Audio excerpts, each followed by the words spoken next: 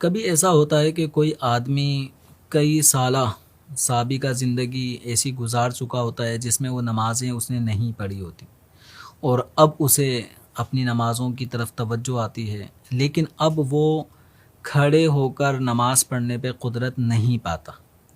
تو اب شریعت مطہرہ کا حکم یہ ہے کہ یہ اس وقت جو موجودہ نمازیں ہیں، اگر ان میں قیام کرنے پہ قدرت نہیں رکھتا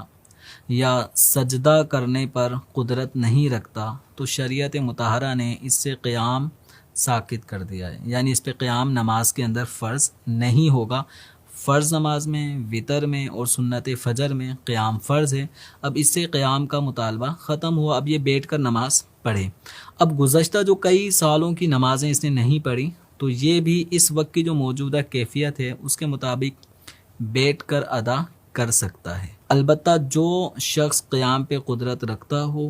تو اس کے لیے فرض نماز میں، چونکہ قضاء عمری میں فرائض ادا کیے جاتے ہیں، وتر ادا کیا جاتا ہے، وتر کی نماز ادا کی جاتی ہے، تو ان نمازوں میں اس کو قیام کرنا ہوگا۔ اگر قیام پہ قدرت کے باوجود کوئی قضا نمازوں کو یوں ذہن میں لے آئے کہ اتنی سالوں کی نمازیں ہیں، کھڑے ہو کے پڑھنے میں دشواری ہے، یعنی اپنے ذوق میں وہ دشواری سمجھتا ہے اور بیٹھ کے پڑھنے میں وہ آسانی سمجھتا ہے، تو بیٹھ کر اب نماز پڑھے گا بلا عذر شرعی تو وہ قضا نمازیں اس کی ادا نہیں ہوں گی، کیونکہ بلا عذر قیام چھوڑنا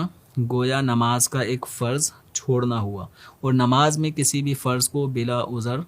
ترک کرنے سے اس کی نماز ادا نہیں ہوگی۔